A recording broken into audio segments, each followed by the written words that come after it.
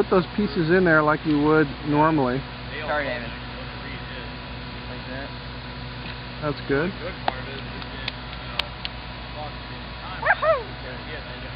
That was tough. Come on, you gotta move it around.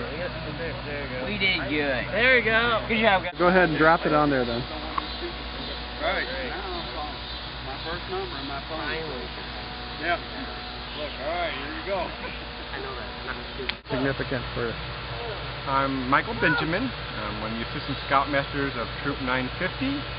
And this was come up with by the leaders of the troop, including Matt Hollis, our Scoutmaster.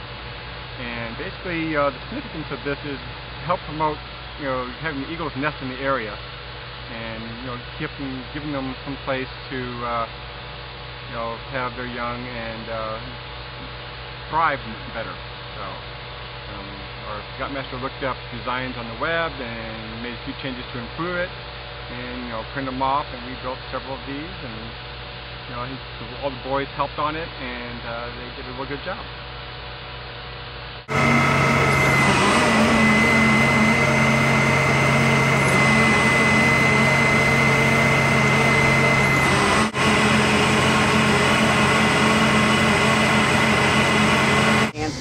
Strike in our water quality and environmental department. So it's a special occasion.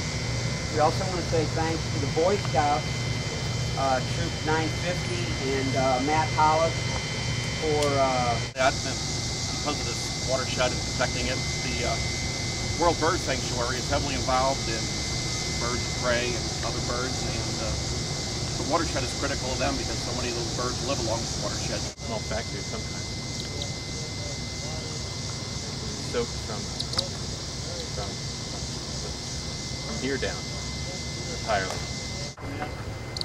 We had to hand feed it ourselves for 2 weeks to get it to start feeding. And then go out and try and buy and catch minnows every day to feed this sucker. Boy, he can really eat. And we're really glad to see him go back to the wild right now. Once again, we let a lot of our waterways get messed up with the feeding and I think that's so throw them on 3, Greg. 1, 2. Join in with me. 2, 3.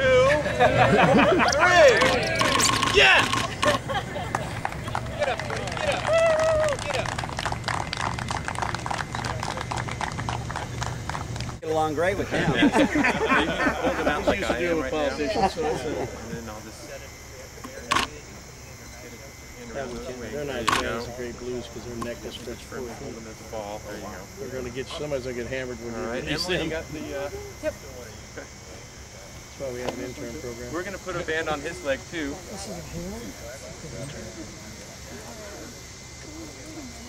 Black-crowned night herons are common around Missouri in the summer. They will migrate south in the fall, and they'll spend most of the winter along the Gulf Coast. But some of them may stay in Missouri all winter down along the Mississippi by the boot heel too. So.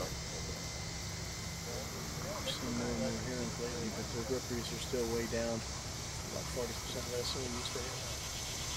They nest colonially, there might be 20, 30, 40 nests and feet like that. And you don't want to walk under it. Well, they panic and they throw up. Got a flag here. Attaboy, Ron. Give the camera guys a chance to get in place. All right, let's see what he's going to want to do.